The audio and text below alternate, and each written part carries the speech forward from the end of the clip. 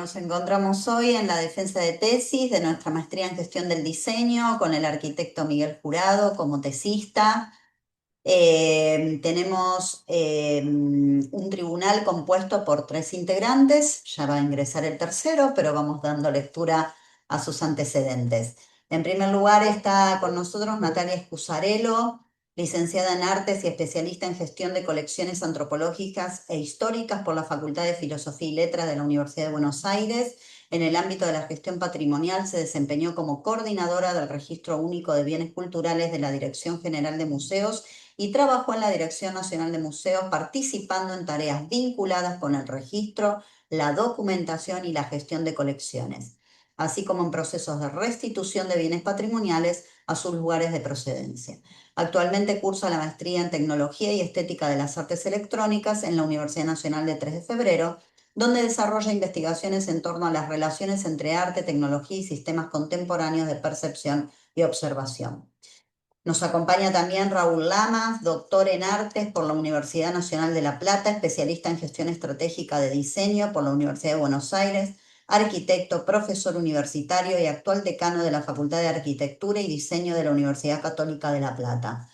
Y también Mariano Oropesa, licenciado en Comunicación, Universidad de Buenos Aires, diploma de honor, maestrando de Análisis del Discurso por la Universidad de Buenos Aires, periodista especializado en cultura y espectáculos y gestor cultural, ex asistente investigador en el Instituto Gino Germani de la UBA, Universidad de Buenos Aires, mención Premio Espigas a la Investigación y desde hace más de 30 años colaborando en medios nacionales tanto de gráfica, audiovisuales e internet.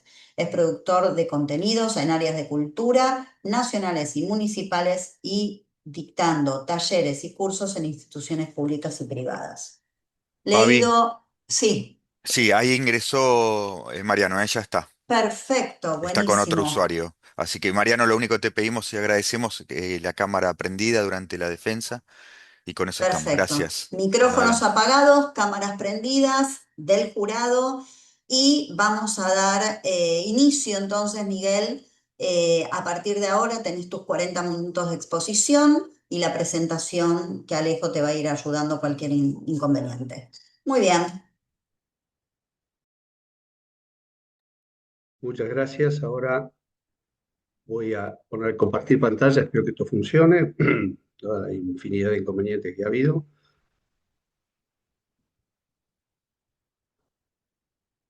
Me tiene que habilitar para compartir pantalla. Dale, ahí te habilito.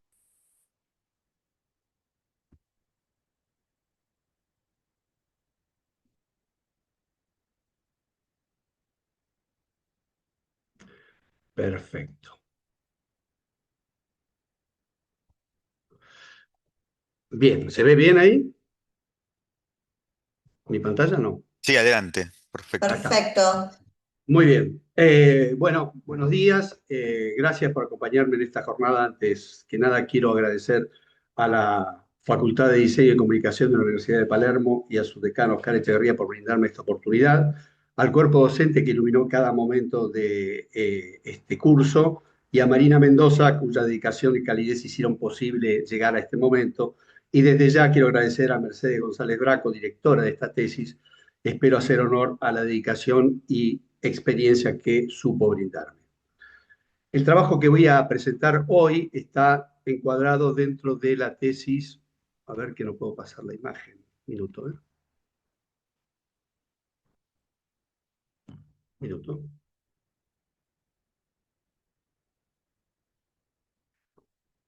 Ahí está. El trabajo que voy a presentar hoy, esta investigación, está encuadrado dentro de la Maestría de Gestión del Diseño de la Universidad de Palermo y el título es La museificación de la confitería del Molino, retórica de la valoración, relato nostálgico, búsqueda identitaria y espectacularización de la imagen. Esta investigación toma como caso de estudio la confitería del Molino, un edificio singular de la ciudad de Buenos Aires que, después de haber sido emblema de modernidad, refinamiento y visibilidad urbana, atravesó un largo periodo de decadencia, cierre, para ser patrimonializado finalmente a través de luego expropiado y experimentado una restauración. Ahí lo vemos en plenitud, embanderado. Mi interés no estuvo puesto solamente en describir el proceso de la confitería del Molino, sino en analizar qué tipo de valor se construyó alrededor del edificio y cuáles son las consecuencias culturales, simbólicas y proyectuales de esa valoración. Tengo que aclarar que eh, en particular, la tesis se pregunta si la restauración contemporánea del molino no solo lo rescata, sino que también lo empuja hacia una forma específica de destino patrimonial, la museificación. Aquí debo aclarar que museificación se entiende los términos que establece Andrea Hewson. Es un proceso por el cual el bien patrimonial es sustraído de su uso cotidiano y contemporáneo para ser convertido en una pieza de museo a escala urbana, dispuesta para su mera contemplación. También debo aclarar que espectacularización se entiende en los términos de Guy Debord como un proceso mediante el cual la vida social real se subordina a la contemplación de imágenes y mercancías. No se trata realmente de una colección de imágenes o de tener una relación con la industria del entretenimiento, sino de la relación social entre personas mediada por las imágenes. La hipótesis sobre la que yo trabajé, o se trabaja en esta tesis, sostiene que la musificación de la confitería del Molino, su posible musificación, se puede producir porque el proceso de restauración contemporáneo construye el valor patrimonial del bien a partir de una narrativa nostálgica sobre un pasado idealizado y en la búsqueda de una identidad urbana que privilegia la apariencia y el consumo visual por sobre los usos sociales contemporáneos y significativos. Dicho de otro modo, la tesis plantea que el problema no reside solamente en que el edificio sea restaurado, sino en la forma en que esa restauración es legitimada, narrada y orientada. Cuando el valor del bien se apoya de manera predominante en su capacidad de condensar recuerdos, producir identificación colectiva y ofrecer una imagen prestigiosa de la ciudad, la arquitectura corre el riesgo de quedar reducida a un emblema visual, a un objeto reverencial y a un soporte de contemplación. En este punto, el patrimonio deja de funcionar como una estructura viva capaz de alojar usos significativos del presente y comienza a parecerse cada vez más a una pieza de museo. Este es el circuito, digamos, por el cual el valor es construido por la narrativa nostálgica y la búsqueda identitaria, lo que lleva a una restauración que pone énfasis en la espectacularización de la apariencia y en el consumo visual del objeto. Por lo tanto, esto podría determinar su museificación. La historia reciente de la confitería del Molino permite observar una transformación muy significativa. Se trata de un edificio construido entre 1912 y 1917, ubicado frente al Congreso Nacional, que nació como confitería, cafetería, salón de té, salón de fiestas y edificio de renta, de vivienda. Es decir, como una pieza intensamente vinculada a la vida urbana, al consumo y a la representación social de esa época. Sin embargo, con el paso del tiempo, el edificio perdió su función original, atravesó un periodo de cierre y abandono y comenzó a ser recuperado simbólicamente y efectivamente, ya no por la vitalidad comercial efectiva que tenía, sino por su valor histórico, simbólico e identitario. Ese desplazamiento abre el problema central de esta tesis. Cuando el edificio deja de ser valorado por su vida contemporánea y comienza a ser valorado principalmente por lo que representa, por la nostalgia que despierta y por la imagen urbana que ofrece, se vuelve necesario preguntarse qué tipo de patrimonio estamos produciendo. Por eso, la pregunta problema que guía esta investigación es cómo contribuye el proceso de restauración y puesta en valor contemporáneo a la museificación de la confitería del Molino, convirtiéndola en una pieza de museo a escala urbana dispuesta para su mera contemplación. El recorrido metodológico, a partir de la hipótesis central, tiene como objetivo principal analizar cómo la retórica de valoración del edificio busca evocar un sentimiento nostálgico del pasado y vínculo identitario que alienta y conduce a la patrimonialización de la confitería, pero que también puede determinar su museificación. Los objetivos están alrededor de tres postulados. Uno es describir la relación entre nostalgia, identidad y valor en la historia de la patrimonialización de la ciudad de Buenos Aires, los edificios de Buenos Aires. Un objetivo secundario anexo es analizar cómo los discursos mediáticos, políticos, técnicos y sociales han legitimado el rescate de la confitería mediante narrativas nostálgicas e identitarias que pusieron a su apariencia como valor hegemónico del bien. Y otro objetivo secundario es determinar cómo el proceso de valoración, la medida de preservación material del edificio y la sobreestimación de su apariencia conducen a la marginación del edificio de una vida urbana contemporánea y significativa. El tipo de investigación es nostalgia, identidad y espectacularización, y los instrumentos es una matriz de cruce de variables, análisis temático, retórico y semiótico. Tengo que explicar brevemente el caso de estudio. Es el edificio de la Confitería del Molino, en la esquina de las avenidas Rivadavia y Callao, de la ciudad de Buenos Aires, Argentina, ubicado en diagonal a la Plaza del Congreso y frente al edificio del Congreso, Palacio del Congreso o edificio del Congreso Nacional. Fue inaugurado en 1917 por Constantino Rossi y Cayetano Brena, dos reporteros italianos.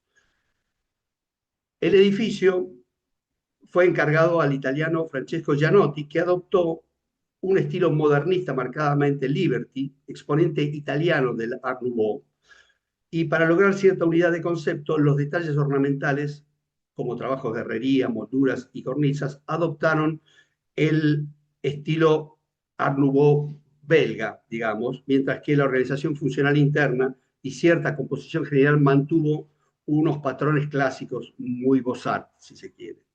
El molino resultó de la unión de tres edificios, más bien dos edificios y un espacio vacío, al que se le agregaron varios metros cuadrados. La reforma de Gianotti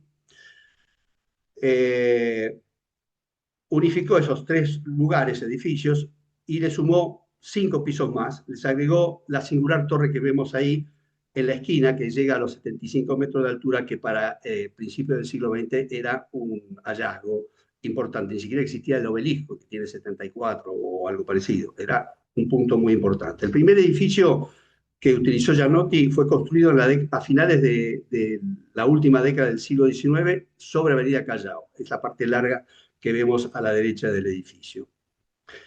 El segundo edificio es el de la esquina, propiamente dicho. Ambos fueron construidos con estructura metálica y Gianotti construyó encima del edificio de esquina la torre que vemos ahora con estructura de hormigón, lo cual es un hallazgo para la época, un hallazgo técnico muy importante.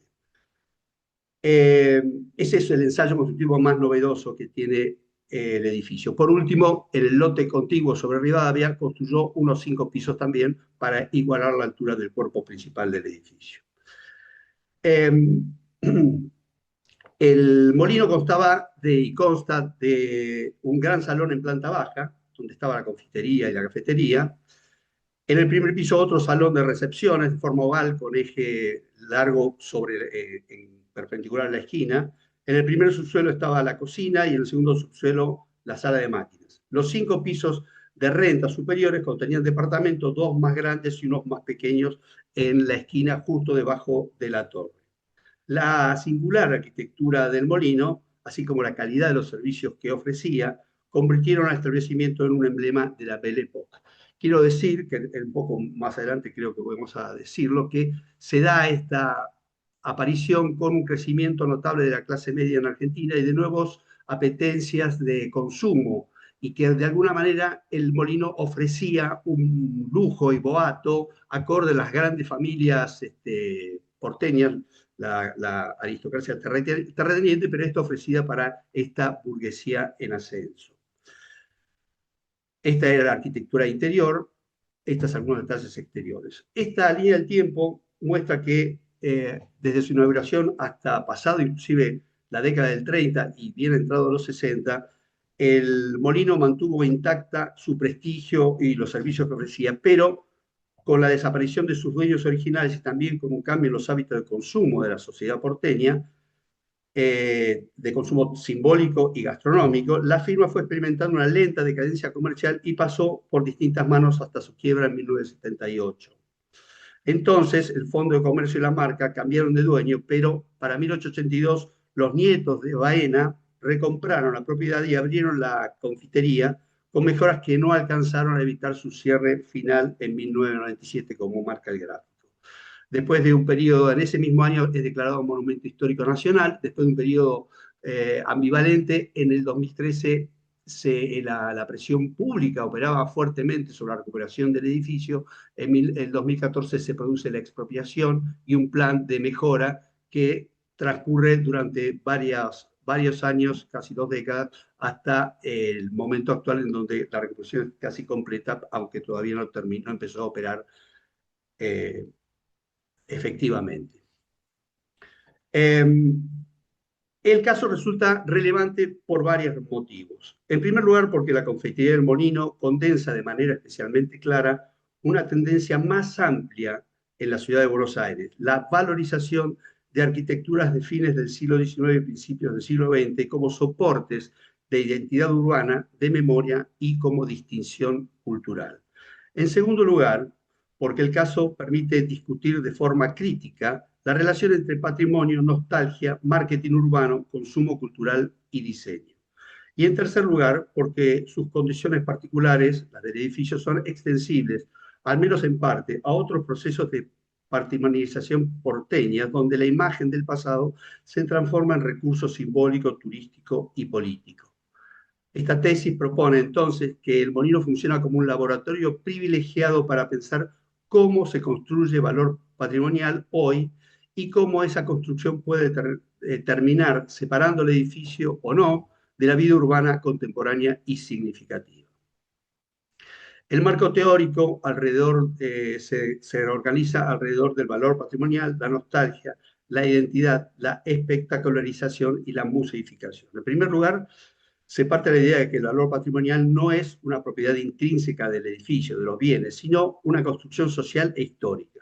Los edificios no valen por sí mismos para una sociedad, valen porque distintos actores, en determinados contextos, les atribuyen significados, memorias, jerarquías y funciones simbólicas. En segundo lugar, la tesis trabaja la nostalgia no como un sentimiento individual aislado, sino como un dispositivo cultural que permite idealizar el pasado, seleccionar ciertos recuerdos y objetos y volverlos socialmente eficaces en el presente. En tercer lugar, la identidad aparece como una búsqueda colectiva que encuentra algunos edificios con la posibilidad de condensación simbólica. En el caso de Buenos Aires, esa búsqueda se conecta con una imagen de ciudad europea, refinada y monumental, pero también es una poderosa herramienta de marketing actual en los contextos de globalización imperantes. En cuarto lugar, se incorpora la idea de espectacularización para pensar cómo la arquitectura se convierte en imagen, en superficie visible, en objeto fotografiable y comunicable, muchas veces por encima de su espesor funcional o experiencial. Por último, se utiliza el concepto de museificación para describir ese proceso que destacamos anteriormente, en el cual un bien es sustraído de su uso cotidiano y contemporáneo para ser convertido en una pieza de contemplación, una suerte, en este caso, de museo a escala urbana. Este esquema muestra un poco cómo los dispositivos de valoración construyen el valor del patrimonio como construcción social y cómo esos dispositivos tienen a la imagen de la espectacularización como valores predominantes que podrían conducir a la museificación que explicamos antes. La estrategia metodológica elegida fue cualitativa porque el objeto de investigación no era medir variables cuantificables, sino comprender cómo opera la nostalgia, la identidad y la espectacularización en la construcción del valor patrimonial del molino. Para eso se utilizaron 3 técnicas de recolección de datos: entrevistas no estructuradas, observación no participante y análisis documental de material escrito, visual o audiovisual. Las entrevistas se realizaron a actores legitimados, especialmente especialistas en patrimonio, historiadores, arquitectos y personas vinculadas a los procesos de restauración y valoración del edificio. La observación estuvo orientada tanto al edificio como al dispositivo de exhibición pública del proceso de restauración, incluyendo recorridos y modalidades de difusión. El análisis documental se apoyó en leyes, decretos, informes institucionales, textos de organismos patrimoniales, fuentes periodísticas, campañas de comunicación, publicaciones y materiales difundidos por la comisión administradora del edificio del Molino. El enfoque permitió reconstruir no solo lo que se hizo en el edificio, sino cómo se hizo y también cómo se argumentó su valor, cómo se justificó su rescate y qué narrativas se consolidaron alrededor de él. El marco metodológico necesita algunas precisiones, entiendo. Uno es la generalización analítica, no estadística, que tuvo este estudio del caso. La hipótesis se contrasta por triangulación de las tres técnicas comentadas: entrevistas, observación y análisis documental. Por otro lado, el objeto de estudio no fue el edificio en sí mismo, sino el proceso discursivo de construcción del valor del edificio, inclusive del proceso de rescate, de patrimonialización, de expropiación y de restauración. Y las condiciones del campo fueron muy particulares porque es un proceso en curso. Se está estudiando la patrimonialización de un bien y su puesta en valor en el momento en que estaba produciendo. El edificio estaba en obra, con acceso restringido. El funcionamiento a pleno es algo que va a pasar más adelante y que va a requerir un estudio posterior. Por lo tanto, el corpus discursivo fue el terreno empírico disponible y pertinente. La condición del campo es esto que explicamos, y la singularidad del planteo se basa en que analiza la patrimonialización en tiempo real, antes de que el sentido quede fijado y no retrospectivamente como resulta habitual. Si el objeto fue la retórica de valoración, entonces normas, decretos, comunicación oficial de la comisión administradora, prensa y material audiovisual no son fuentes secundarias en este caso, sino nos resultan fuentes primarias, el dato en sí mismo. También los actores que se utilizaron para el muestreo fueron profesionales de capacidad máxima de decisión y experiencia, donde necesariamente es un universo bastante chico, reducido. Por supuesto, se utilizó la tecnología de técnicas como entrevista, observación in situ del objeto y también del dispositivo de las visitas guiadas y análisis documental escrito. Esto abre una línea futura de investigación en donde se podrían incorporar voces de usuarios y vecinos cuando existan prácticas de uso concreto observable, no en este momento. Eso va a suceder una vez que abra el molino y empiece a funcionar en los términos que ha sido planteado. La confitería del Molino es un caso singular dentro del patrimonio porteño. Esto lo hace muy relevante. Lo es por su localización frente al Congreso, por su visibilidad urbana. Lo es por la singularidad de su arquitectura modernista, por haber sido originalmente una pieza comercial y no un edificio estatal, religioso o palaciego en el sentido tradicional, que comúnmente son objetos más elegibles como monumentos históricos. También es singular porque su patrimonialización fue tardía, después de un largo periodo de desatención, y porque su restauración, puesta en valor, se convirtió en un asunto de gran visibilidad política, mediática e institucional.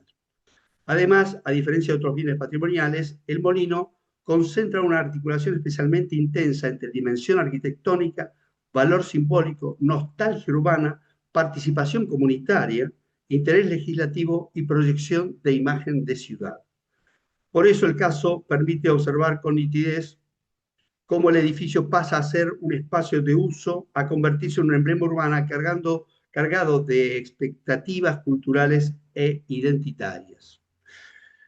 La posición marcada en este plano, con ese punto salmón que vemos ahí, de la confitería, junto al Palacio del Congreso, al final de un eje cívico-republicano representativo a escala metropolitana y a escala país, que une el Poder Ejecutivo o la sede del Poder Ejecutivo con la sede del Poder Legislativo, le da una preponderancia muy importante y es una de las condiciones que es interesante analizar porque convierten al molino en un hito urbano, por la peculiar de su arquitectura modernista, por su ubicación singular que hemos explicado, y por la llamativa, desafiante y vanguardista arquitectura que tiene esa torre cúpula que se ofrece como faro urbano desde sus comienzos. Los edificios singulares se convierten en hitos por sus características sobresalientes en el tejido urbano, pero la arquitectura también tiene la posibilidad de vincularse a mitos de la ciudad, mediante ritos sociales. Esto es lo que establece Rossi en su libro La arquitectura de la ciudad. La confitería reforzó su condición de hito, consecuencia de su visible singularidad arquitectónica, por los ritos de consumo social que albergaba, que encontraron allí un espacio de expresión muy particular. También los ejemplos literarios muestran hasta qué punto el molino es reconocido como un elemento importante de la ciudad y de su cultura. El hito se construye en tal por sus características sobresalientes, mientras que los ritos de consumo se fueron instalando como respuesta a las necesidades de una nueva burguesía naciente. Como afirma Lo Rossi, el hito es la materialización del mito, pero los ritos también construyen simbólicamente al mito y al hito y lo sostienen en el tiempo. Estos tres componentes configuran la estructura invisible que gobierna los hechos urbanos y los conectan con la memoria colectiva. En un juego de espejos, el mito urbano está ligado a la memoria y el lugar específico en el que el monumento tiene sentido. Esta es la arquitectura que lo hizo famoso y que lo hace destacable en el tejido urbano. Esta es la arquitectura que albergó el rito social del consumo, pero además hay otra singularidad que es la patrimonialización tardía. Estos gráficos muestran un estudio más pormenorizado sobre el derrotero de las patrimonializaciones en la ciudad de Buenos Aires según los periodos históricos. Y de este estudio, estos son dos gráficos nada más, de este estudio se desprende que la confitería es el único edificio de uso comercial porteño que se convirtió en patrimonio histórico, es el único de estilo modernista. Su monumentalización está desfasada unos 20 años con respecto a otros edificios de la misma época que recibieron la categoría de patrimonio histórico 20 años antes. Y por último, esta es la idea de patrimonialización tardía, y por último, su puesta en valor hoy constituye una innovación para los criterios utilizados hasta el momento, sobre todo porque involucra la componente emocional, tanto en la valoración del bien como en la difusión de sus características y sus planes de manejo.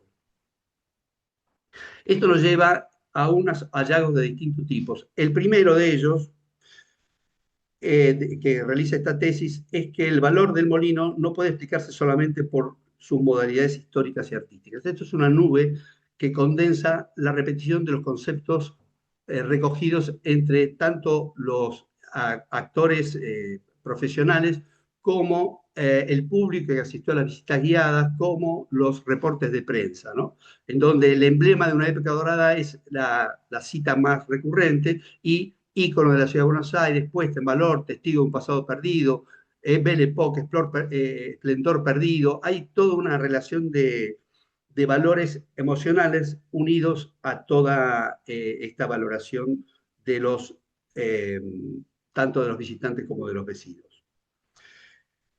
Estas cualidades existen, las cualidades artísticas, históricas del edificio son innegables, pero no basta esto para entender por qué el edificio se convirtió en uno de los emblemas más visibles de la preservación patrimonial reciente en Buenos Aires, ¿no?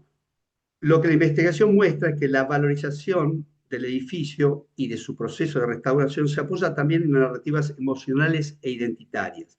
El molino es presentado como testimonio de una época dorada, como escenario de memorias compartidas y como eficaz figura capaz de condensar una idea prestigiosa y afectiva de la ciudad. En otras palabras, el edificio se vuelve valioso no por lo que fue, sino por lo que permite imaginar, recordar y proyectar simbólicamente en el presente y dejar como testimonio en el futuro. El segundo hallazgo es el valor de la retórica del rescate físico del edificio y su dimensión épica o heroica. El segundo hallazgo es cómo los discursos mediáticos, políticos y técnicos no se limitaron a acompañar el proceso de restauración, sino que participaron activamente en la construcción de su legitimidad. La restauración aparece narrada como rescate, como gesta, como reparación histórica y como obligación cívica. La participación comunitaria, los testimonios, la recuperación de objetos, recetarios y memorias, así como la exhibición pública de los avances de obra, fueron mostrados mediáticamente y reforzaron la narrativa y consolidaron la idea de que Molino debía ser salvado no solo como edificio, sino como emblema. Este punto es clave porque muestra que la restauración no fue un procedimiento neutral o no es un procedimiento neutral. Es una operación discursiva que refuerza el aura patrimonial del bien y contribuye a su sacralización. El tercer hallazgo tiene que ver con la centralidad de la imagen. La restauración intentó o busca poner a nuevo el edificio, borrar toda vestigio de la puesta, del paso del tiempo, en la idea de que solo lo nuevo merece ser consumido. La tesis muestra que el proceso de puesta en valor tiende a privilegiar la recuperación de la apariencia del edificio, su capacidad de impactar visualmente, su potencia como ícono urbano y su circulación en medios, redes y relatos públicos. La restauración al nuevo, la reposición de ornamentos, los encuadres fotográficos y la exhibición del antes y el después construyen al edificio como un objeto altamente consumible en términos visuales. Esto no significa que la imagen sea todo o que no importe, sino que cuando la imagen se vuelve hegemónica, la arquitectura corre el riesgo de ser reducida a una escenografía, a una superficie admirable, a fetiche patrimonial antes que a soporte complejo de experiencia contemporánea. En este punto aparece el núcleo crítico de esta tesis, el riesgo de museificación. Aquí se entiende museificación, como lo explicamos, por la separación del bien del uso efectivo y cotidiano, y para convertirlo en un objeto de contemplación. En el caso del molino, esta tendencia se expresa en una combinación de tres planos. Una causa formal, que está vinculada a la sobrevaloración de la apariencia, una causa simbólica, vinculada a la nostalgia, la identidad, que llevan a una sacralización del bien, todo lo sagrado es de alguna manera intocable, y una causa funcional, que está vinculada a los programas que son pensados para el lugar, que pueden transformar al bien en un simulacro, en un fin en sí mismo. La propuesta de, por ejemplo, la propuesta de repetir recetas, reeditar experiencias del pasado, destinar partes del edificio a museo y centro cultural puede entenderse como un intento de activación, pero también puede ser entendido como una forma de reconstrucción escenográfica del bien, que no necesariamente restituye una vitalidad urbana efectiva. Por eso esta tesis sostiene que el problema no es conservar, sino conservar de un modo que pueda inmovilizar. No es recordar, sino recordar de una forma que vuelve intocable el objeto, sagrado. No es poner en valor, sino hacerlo de una manera tal de que el edificio quede subordinado a su propia imagen. El aporte principal de esta investigación consiste en desplazar la mirada desde la simple celebración patrimonial hacia una lectura crítica del proceso de valoración. Más que preguntar si el molino merece ser preservado, la tesis pregunta cómo se construye ese merecimiento, qué discursos lo sostienen y cuáles son los efectos de esa construcción sobre el destino del edificio. En ese sentido, el trabajo dialoga con estudios de patrimonio, memoria, identidad, consumo cultural y medios, pero propone un aporte específico: mostrar que la nostalgia y la identidad no solo legitiman la patrimonialización, sino que también pueden impulsar una deriva hacia la espectacularización y la museificación. Pueden sacralizar el objeto. Desde el campo del diseño, esto permite pensar que intervenir sobre el patrimonio no es solo restaurar materia, sino también decidir qué tipo de experiencia contemporánea, qué régimen de uso y qué horizonte simbólico se ofrece a un edificio. Para concluir, esta tesis sostiene que la confitería Meridiano no debe ser leída únicamente como un caso exitoso de rescate patrimonial, sino también como un caso que vuelve visible una tensión central del presente. Esa tensión es la que existe entre preservar y museificar, entre activar y sacralizar, entre recuperar un edificio para la ciudad o convertirlo en una imagen reversial de la ciudad. El análisis realizado permite afirmar que la valoración contemporánea del molino se apoya fuertemente en una narrativa nostálgica e identitaria que privilegia la apariencia formal, refuerza su condición de emblema y corre el riesgo de separar al objeto de la vida urbana efectiva. En ese sentido, la museificación no aparece como un accidente, sino como una posibilidad estructural del modo en que hoy se construye el valor patrimonial. Pensar críticamente esta deriva resulta importante no solo para comprender el destino del molino, sino también para revisar las políticas patrimoniales, los imaginarios urbanos y las decisiones de diseño que afectan a muchos otros edificios de Buenos Aires. Me voy a permitir un epílogo para esta investigación que estableció que la transición del edificio a convertirse en edificio multifuncional, cultural y dedicado a la imagen enfrenta el desafío de equilibrar todos estos objetivos con una función significativa para la vida urbana. En esta investigación se detectó que, si bien los usos futuros están orientados a la demanda del mercado turístico y a las políticas culturales e identitarias con sesgo nostálgico, la gestión podría garantizar su compromiso con la vida urbana efectiva. Durante las visitas guiadas se detectó que aún en la etapa de restauración, los recursos escenográficos utilizados en los salones, esa suerte de máscara, eran explicados como tales a los visitantes. Del mismo modo, la historia del edificio es presentada en audiovisuales como un relato en el que se especifican las circunstancias de cada tiempo y la evolución, decadencia y recuperación también. Si bien esto está contado como una complejidad histórica y social que refuerza la narrativa oficial en el sentido de la importancia patrimonial del edificio y la gesta épica de su reconstrucción, deja un lugar bastante amplio para entender los nuevos caminos que mediante la gestión facilitan una lectura de la autenticidad contrapuesta a la simulación y que deje una clara lectura del edificio en ambos términos para los visitantes.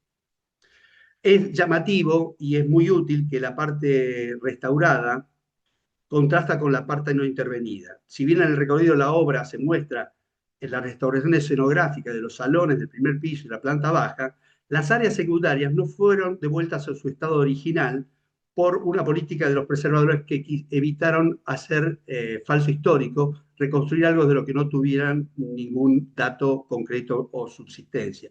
Entonces, en las salas secundarias, que en realidad tienen mucha visita porque está la sala de situaciones, el auditorio, donde se cuenta la historia del edificio, aparecen, por ejemplo, las estructuras a la vista que vemos ahí, las estructuras originales a la vista, lo cual tiene una función pedagógica muy alta.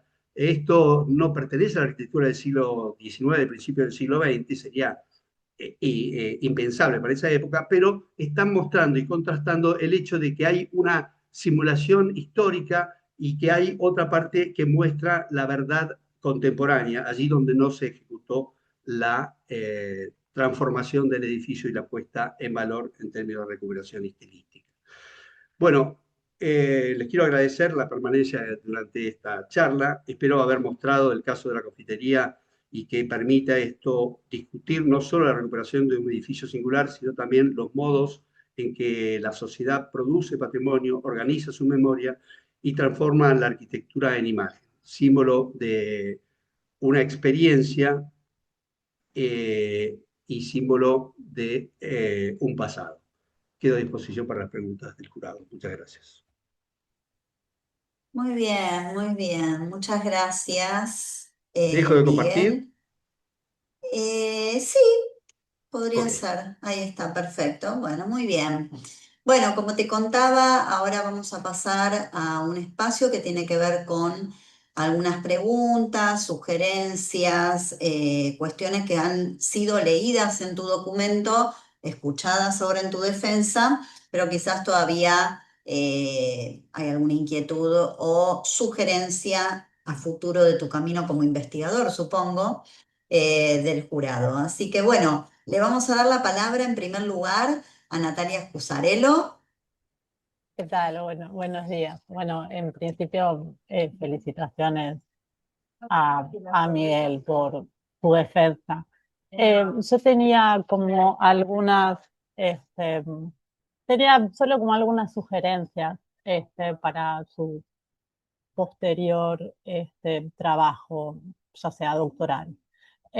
Quizás profundizar un poco más la tensión entre restauración y palimpsesto me parece que puede ser como un punto que puede sumar a la hora de cómo construir el simulacro escenográfico. Me pareció interesante cómo mostró las categorías de análisis y la matrilla, que originalmente no me había quedado como muy claro cuáles eran las variables que había tomado. Este, y también me parece como súper valioso que siempre en estas instancias uno como revisita algunos conceptos y algunas tensiones que tienen que ver en cómo construir esa tensión entre forma y contenido, y en cuanto al valor que pueda tener.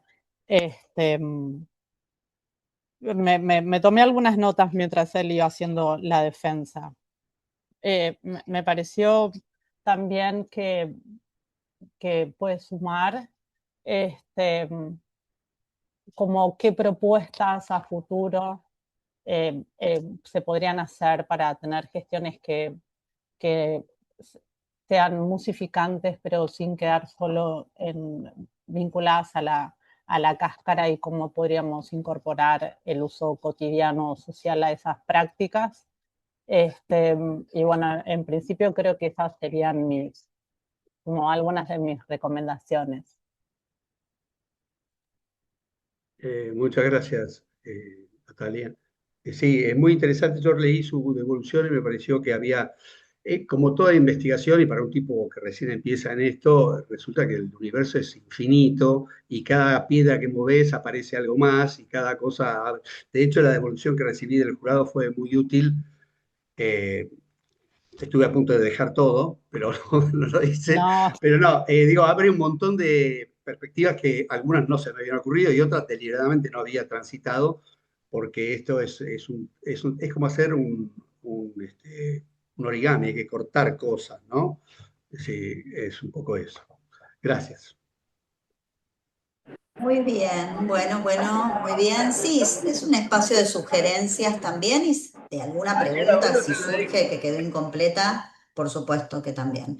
Le vamos a dar la palabra ahora a Mariano Oropesa. Estamos por ahí. Mariano. Hola, ¿qué tal? ¿Cómo andás, Miguel? No, Hola, no me gracias. pueden ver, pero bueno, acá estoy escuchando atentamente. Bueno, primero felicitaciones, la verdad un trabajo súper completo. La revisión, me gustó mucho la bibliografía. Quizás hay algunos autores clásicos, pero faltan quizás algunos más contemporáneos. No sé, pienso en Manuel Díaz, digo, hay otros autores que trabajan el tema de la memoria, qué hacer con los recuerdos, la nostalgia. Me parece que puede aportar una visión un poco más contemporánea, ¿no? Porque bueno, vivimos en una sociedad que básicamente, uno lo ve a los alrededores, es puro recuerdo. Digo, las redes son recuerdos, digo, y entonces desde esa matriz también empezar a pensar elaborar una crítica constructiva, porque bueno, son las condiciones en que estamos. Lo que sí a mí, un poco lo que veía en el trabajo, claro, vos trabajaste la mayor cantidad por esta cuestión de analizar el discurso, ¿no? Con fuentes secundarias, digo, no con las fuentes primarias, digo. Eh, y me parece que quizás ahí, avanzando un poco más en fuentes primarias y en también ver cuestiones que tienen que ver con los gestores y la gestión, porque bueno, yo pensaba, te escuchaba sobre el tema del molino y el falso histórico, que me parece que en el epílogo vos de alguna manera incorporás algunas cosas me dio la sensación, ¿no? de lo que fuiste leyendo los dictámenes, porque me parece que ahí hay una apertura, porque obviamente, evidentemente el discurso no es único de lo que se presenta, de lo que se muestra, y toda la colaboración de las distintas instituciones, de la gente, empieza a llenar de otros sentidos el molino, que no solamente excede una cuestión de la visita solamente o de mostrar solamente una historia lineal, sino que se empieza a hacer un poco más complejo, ¿no? Y denso ese sujeto de la enunciación, digamos, es más colectivo, y no tiene tanto que ver, me parece, con esa primera lectura. Uno puede pensar en el falso histórico, en la musificación, en la espectacularización. Me parece que hay una línea muy interesante de trabajo de ver la densidad que tiene ese discurso que es el Molino, y yo pensaba, ¿no?, un poco esta cuestión de la nostalgia, y que justo hace poquito, bueno, se reabrió la Casa de la Cultura, se reabrió el Palacio Chechi, digo, lugares así como contemporáneos, ¿no?, de esta fiebre de nostalgia, y donde se trató de buscar, ¿no?, dejar esta cuestión del palimpsesto, ¿no?, de todas las capas, y por ejemplo en las visitas guiadas se repone un poco y se han dejado determinados lugares para que la gente pueda apreciar las distintas intervenciones que ha tenido el edificio, en la Casa de la Cultura también.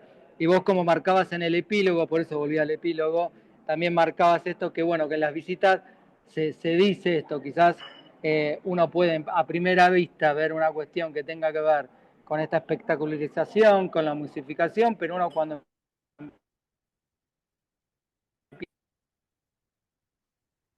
Se corta. No te escuchamos, Se Mariano. corta ahí, Mariano.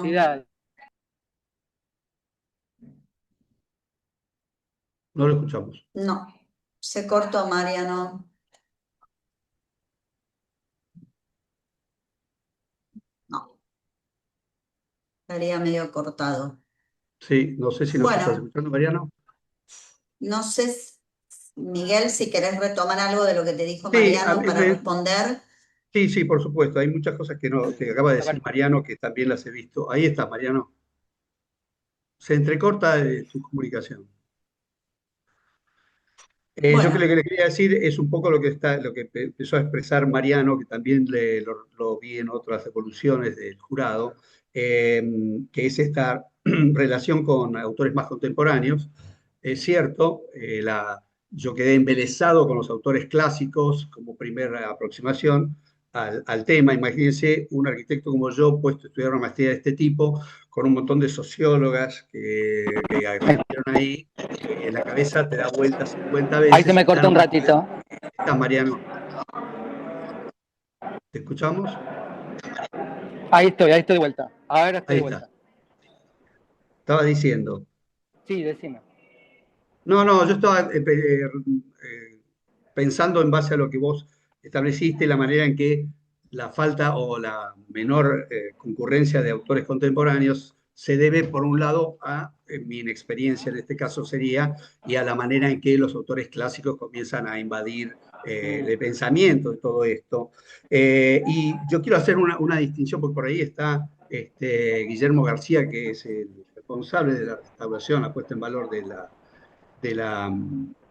del Molino, que en realidad no hay falso histórico, justamente lo que hicieron es evitar el falso histórico, por lo tanto hay partes del edificio que han quedado crudamente con una reconstrucción que muestra, digamos, sus raíces. Y esto es lo importante después de toda esta... No, es que supuestamente, por eso yo dije supuesto falso histórico, porque conociendo el trabajo que se ha hecho de restauración, sé que se ha evitado eso, o sea, que ha sido es un supuesto. Lo que pasa que por momentos quedaban en tu trabajo, pero ahora en la defensa no, quedaba como medio en la incertidumbre, como que se terminaba haciendo una afirmación que yo sé por haber charlado y conocido a la gente que trabajó en la restauración y el trabajo, porque aparte consultaron varias fuentes de patrimonio, de museos, que trataron de evitar justamente eso.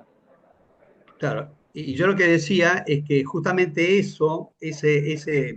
esa actitud que ha hecho que hay zonas enormes del Molino en donde se muestran reparaciones con técnicas nuevas, en donde se exhibe la estructura, nos permite eludir la trampa de la imagen, ¿no? La idea de espectacularización del edificio, y empieza a ser evidente todo el proceso de transformación que sufrió, de rescate que sufrió. Y ahí pienso que hay como una oportunidad también, que queda muy clara en las visitas guiadas, donde se muestra la verdad todo el tiempo, y si bien la restauración borró el paso del tiempo, de alguna manera en el relato está presente, y creo que esa es una de las oportunidades para evitar la museificación, junto con la habilitación de usos contemporáneos. Quiero decir, no creo que tener la solución a esto, pero ese edificio tiene una gran cantidad de espacios de vivienda que hubieran sido espacios de vivienda, posiblemente de algún tipo de vivienda, hubiera tenido un uso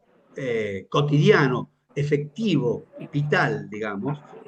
Bueno, que si es un museo y lugar de sitio, tiene otras características. Pero bueno, eso es parte de una especulación futura o una comprobación futura, porque esta investigación está centrada en los... Yo creo que la investigación hizo mucho énfasis en la musificación y en realidad es una posibilidad. No hay nada que establezca que va a suceder. Exactamente. Creo que tendría que haber sido Claro, más claro, porque relativa. posiblemente, claro, Sí, perdón, Miguel, porque posiblemente, por lo que sé, y ahí tenés gente que está en el proyecto, que debe seguir vinculada al proyecto, posiblemente dentro de algunos meses empiecen a funcionar algunos despachos de senadores, congresales, salas de digo, posiblemente ese edificio, los pisos superiores, empiecen a llenarse de actividades claro. Por eso, creo distintas que a la tendría que haber visita sido guiada. quiero que tendría que haber sido más potencial. Es un riesgo porque no lo podemos verificar en la realidad. Solo cuando esté terminado verificaríamos, digamos algo así. Pero de todos modos, podemos decir que es un caso de estudio sobre la musificación o no de la confitería del Molino. Este, No, y aparte porque me parece que cada visita guiada o cada experiencia, cuando la gente accede, que siempre tienen algún recuerdo familiar, bueno, yo hice varias y siempre es fija, alguien tuvo abuelo, tío, primo, claro, bueno, va, alguna gente más joven quizás está, pero yo he ido, digo, hay recuerdos del molino y eso va cambiando un poco lo que es, viste, esta cuestión semiótica que vos te metés ahí en el análisis entre el sujeto y el enunciado y la enunciación es muy distinto. O sea, el sujeto del enunciado es ese que quedó ahí fijo en el discurso y la enunciación va permanentemente llenando sentidos y me parece que eso es lo que está empujando al molino para que tenga otros usos. Me parece que cada visita le da como un empujoncito más, por lo menos en mi expectativa y te diría hasta mi esperanza. sí, sí, sí, sí. Lo entiendo perfectamente. A mí me pasa exactamente lo mismo. Además, yo creo que lo he dicho en la presentación, esta restauración estableció un parámetro diferente, que es la vinculación con los vecinos, con el público en general, lo que tiene un componente emotivo muy grande, que está reflejado en estas visitas y la gente que participa, pero también establece un compromiso del público con el lugar que a veces algunas gestiones sobre museos se ven como más difíciles, ¿no? Esto desde el nacimiento, con una estrategia pensada específicamente para eso, para involucrar a los vecinos, no solo como soporte, sino también como fuente de datos sobre el edificio, genera una comunidad que abraza el edificio desde un punto emotivo, que me parece que eso es muy singular y sin lugar a dudas caracteriza esta puesta en valor, la separa, la hace singular con respecto a otros, ¿no? Bien, Sí, sí, ahí gracias vos Mariano. incluso en el trabajo ponías la... Sí, sí, nada, felicitarte nuevamente, excelente el laburo. ¿Me decías Bueno, del trabajo? No, no, era simplemente volverte a felicitar, excelente el laburo y es un laburo para seguir viendo cómo se desarrollan estos bienes patrimoniales urbanísticos. Muy bien, muchas gracias. muchas gracias, Mariano, muchas gracias. Buenísimo. Bueno, es esto. Este es el diálogo que se construye a partir de un espacio de defensa de tesis. Así que agradecemos al jurado esa generosidad también. Bueno, y arquitecto Raúl Lamas, acá estamos, lo escuchamos. Bueno, ¿qué tal? Buen día. Bueno, Buen día, felicitaciones, Miguel. gracias. Realmente el trabajo tiene una estructura que cumple un poco con la expectativa de lo que significa el desarrollo de una maestría. En ese sentido, rescato eso también, que me parece importante y también felicito el aporte de la directora, ¿no? Seguramente todo lo que ha sido la confluencia del desarrollo de la cursada de la maestría, las conversaciones, en fin, que todo eso aporta a esa construcción. Yo, más allá de la cuestión de la municipalización de la que estábamos hablando, que en ese sentido, si leíste los comentarios, que hemos planteado en la primera etapa del análisis de tu trabajo, ahí bueno, simplemente proponía tal vez repensar esto y en una instancia comparativa con Galerías Pacíficos y la Usina del Arte, ¿no?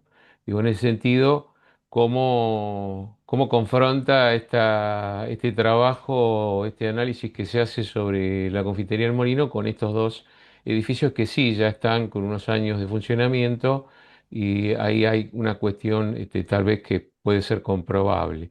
Pero rescato para el campo del diseño arquitectónico en particular, esta noción marcada de una operatoria proyectual que no es neutra, nunca.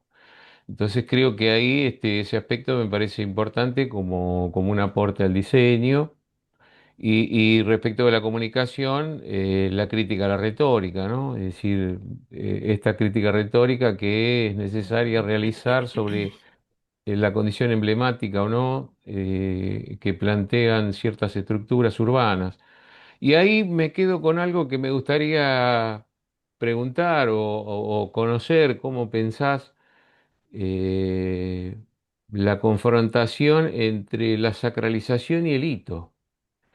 ¿No? Ahí hay una tensión que aparece entre la condición esta de la sacralidad del edificio y del hito urbano, es decir, en términos emblemáticos y también como un objeto, más allá de que sea objeto de consumo, como un objeto significativo, ¿no? Sin entrar en las capas de significado ni en esa cuestión, sí simplemente pensar que cuando uno está hablando de hito, está hablando evidentemente de un elemento emblemático, y cuando hablamos de sacralidad estamos hablando también de un reconocimiento de una arquitectura separada del mundo, tal vez, pero con un carácter significativo. Entonces digo, ¿cómo pensar esta tensión? Tal vez podría ser un disparador para profundizar aspectos relacionados con la arquitectura, con la restauración, con la museificación y sobre todo con la condición del espectáculo. Sí, muy interesante la herramienta de la comparación que vos trajiste al caso, que sí, se abre como una manera de contrastar distintas actitudes y semejanzas. La sacralización y el hito, bueno, es una relación, yo creo que compleja, evidentemente, como para estudiarla, porque de alguna manera hay una tendencia a la sacralización constante en la medida que el hito se monumentaliza, es decir, el hito pasa a ser algo que solo tiene valor simbólico, ¿no? Como un monumento, Ujú. y no valor de uso. Me parece que el valor de uso que siempre hay que ser estudiado, porque generalmente vos sabés que hay estudios que establecen que la gente prefiere que un monumento sea convertido en un monumento, un edificio sea monumentalizado, prefiere que sea un centro cultural, no que vuelva a tener gente si fuera un edificio que se vive. Es decir, la gente prefiere monumentalizar aquello que tiene valor artístico, pero a su vez prefiere que esté museificado en general. Eh, pero el riesgo de la sacralización es básicamente ese, porque lo sagrado es intocable por definición, es abstracto e intocable, con lo cual el hito, que tiene un valor colectivo, es construido colectivamente por su singularidad, pero también por los ritos y simbolismos que engloba, eh, tiende a monumentalizarse porque representa algo que es intocable. Me parece que el uso eh, pedestre, el uso normal, significativo para la vida de la ciudad, es lo que puede hacer permanecer ese hito dentro de los elementos significativos para la vida contemporánea, digamos. Por ejemplo, si hablamos de una ciudad, yo creo que eh, si nosotros la ciudad la vamos convirtiendo en solamente una parte de la ciudad, solamente en algo destinado a determinado uso, eh, si se quiere, turístico, un uso no, aunque el turismo es parte activa de la vida de la ciudad, pero básicamente como reservado para ese uso, de alguna manera lo vamos sacralizando. pierde vitalidad real, urbana, ¿no? Como el centro de Quito, lugares que como el centro de Buenos Aires en algunos lugares, aunque la vida urbana sigue fluyendo en San Telmo, por decir de alguna manera, ¿no? Está constantemente activa y me parece que eso es el uso y creo que es una tarea del diseño ya no solo pensar la arquitectura como un trabajo sobre la materia física, sino sobre las experiencias de usuario que propone. Me parece que la arquitectura empieza, como el diseño, ¿no? Empieza a correrse a un ámbito en donde también la propuesta de uso tiene un valor fundamental. Y en estos casos patrimoniales puede ser también significativo, me Sí, me parece. parece acertada el análisis porque justamente aparece el tercer componente, el rito o la práctica social, como desarticulando esta condición que a priori parece ser nos da el objeto. Es decir, ahí creo que es otra condición del proyecto a tener en cuenta en desarmar esta visión de la arquitectura en tanto objeto y empezar a pensarla como experiencia de práctica social, ¿no? Que le da multiplicidad de posibilidades a los programas. Pero bueno, es Sí, un largo debate un largo debate, que- pero es interesante que esta visión el diseño ya la tiene puesta, ¿no? La sí. experiencia del usuario como parte de las herramientas del diseño y la arquitectura todavía no la incorpora. Si bien los arquitectos tienen tendencia a crear el programa de alguna manera, a pensar el programa, a veces no está puesta en función del uso específico de la valoración de la experiencia que propone, No, ¿no? digo, me parece que es una oportunidad también repensar la condición del patrimonio, de la revitalización patrimonial de ciertos artefactos, llamémosle así, urbanos, desde este lugar, ¿no? Como un aporte a desarmar la mercantilización, la condición de imagen Sí, global, en fin. claro. Bueno, felicitaciones. Muchas gracias, muchas gracias. Bueno, Un qué gusto haber contado placer. con ustedes como jurado. Sí, No bueno, puedo, bueno, no danos puedo un negar mérito, que Miguel. me puso bastante nervioso, pero bueno, digamos, Sí, fue seleccionado con lupa este jurado para tu tesis, así que a disfrutarlo. Después escuchate la grabación como si fuese una serie, sí, sí. cuando bajen los nervios. La voy Bueno, a dividir gracias. en capítulos. Sí, aparte gente súper, hiper ocupada con gestión pública, que no es menor. Entonces, la verdad que les agradezco a los tres este espacio. Bueno, nos vamos a la otra sala a debatir, a preparar el dictamen y a poner tu calificación, ¿sí? En un ratito estamos acá.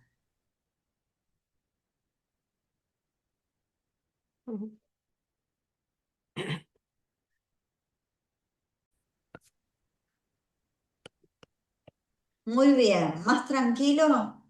Ah, chocho. Oh, feliz, ya está, nos Sí, vamos sí, sí, entonces. exacto. Bueno, muy bien, bueno.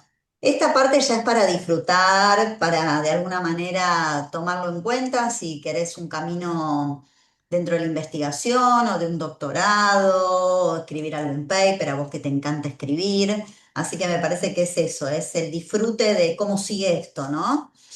Bueno, dictamen largo, así que paciencia, ¿sí? Por favor. Igual esto queda grabado, queda guardado. Luego la calificación final por unanimidad.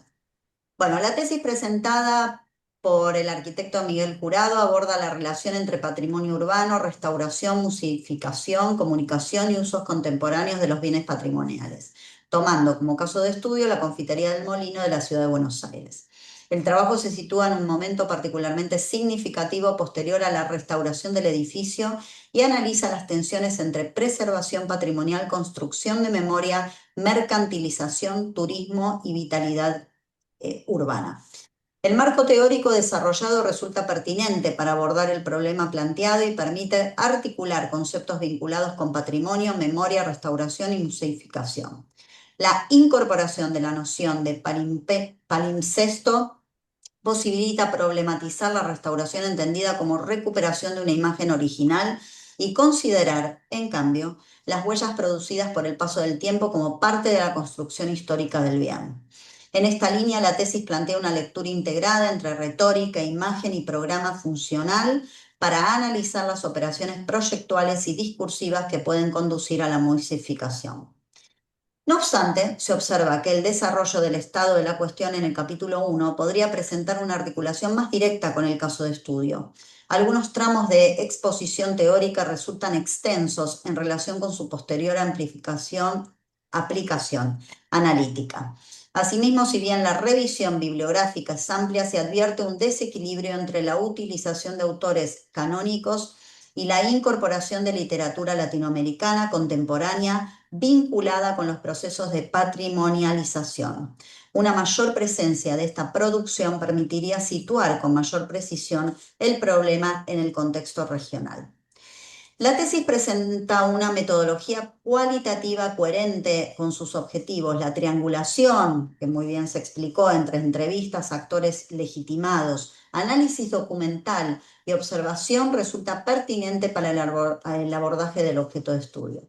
Del mismo modo, el análisis del discurso mediático se encuentra organizado a partir de un corpus delimitado y de criterios temporales precisos. Desde el punto de vista metodológico, sería conveniente que el modelo de análisis pudiera visualizarse mediante una matriz de datos que hiciera explícitas las categorías, dimensiones y relaciones establecidas durante el proceso de investigación. Esta herramienta permitiría sistematizar la información y facilitaría la lectura comparativa de los resultados. En relación a las conclusiones, se considera que algunos de los juicios formulados para el autor requieren mayor investigación y profundización conceptual para alcanzar un nivel de fundamentación equivalente a la contundencia de las afirmaciones realizadas.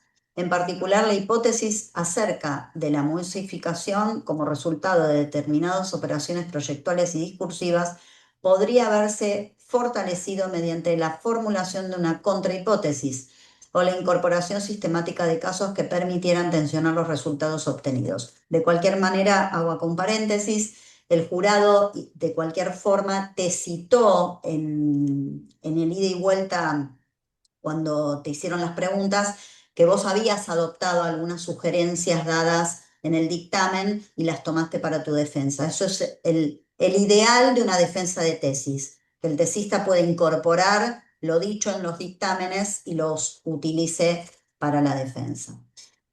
Bien, la referencia al Museo del Sitio de Memoria, ESMA, que te sugirió uno de los jurados, abre una vía en este sentido, pero permanece como una consideración puntual y no llega a construirse en un verdadero caso de contraste. Esta cuestión resulta relevante porque la tesis parece concentrar la crítica de la museificación en determinados proyectos vinculados con el Estado y el mercado. Sería necesario profundizar la discusión para establecer si esta condición explica efectivamente el proceso analizado o si existen otras modalidades de gestión, apropiación y uso patrimonial capaces de producir formas diferentes de relación entre conservación, memoria y vida urbana.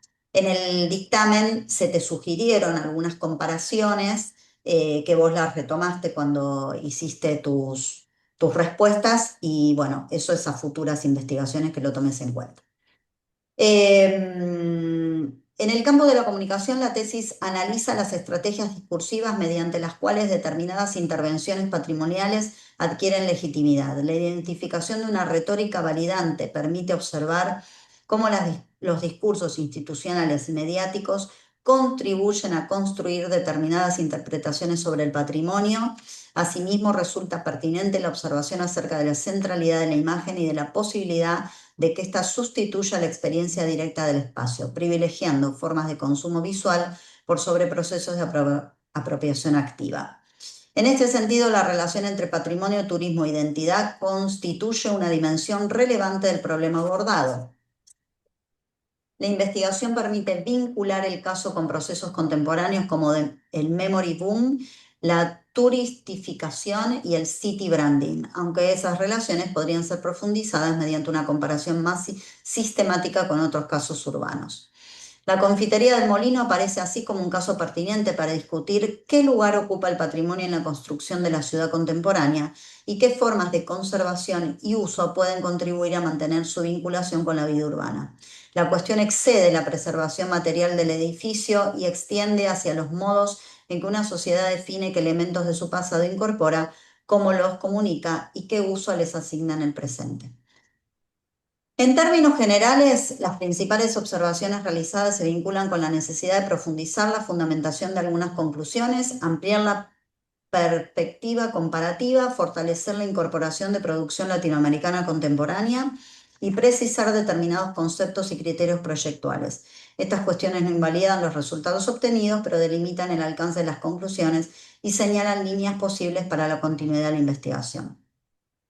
Asimismo, la instancia de defensa permitió observar la capacidad del tesista para fundamentar el recorrido realizado, responder a las preguntas formuladas y sostener las principales decisiones teóricas y metodológicas de la investigación. Acá hacemos otro paréntesis antes de la calificación. Miguel, estuvo muy sólida tu defensa y fue sumamente enriquecedor el espacio de ida y vuelta con el jurado. Yo les decía al jurado hace un ratito que este espacio casi de diálogo que se construyó al final, donde estaban ustedes solos en una mesa de café dialogando, es súper rico para nuestro posgrado. Quisiéramos que todas las defensas finalicen en ese ida y vuelta. ¿Alguna crítica dentro de lo que se escuchó? Hubiese sido mejor no leer, porque en la lectura se entiende que por una cuestión de nervios, de tiempos, de estructura y de cuestiones de, bueno, quiero decir todo lo que tengo que decir, la lectura pierde ese valor del tesista hablando por sí mismo, ¿no? Y defendiendo su propio producto, ¿no? Investigativo. Así que bueno, a sugerencias, ¿sí? Para una ponencia, para un congreso, eso es válido. Quizás para una defensa de tesis es más lindo escucharlo al tesista en forma suelta.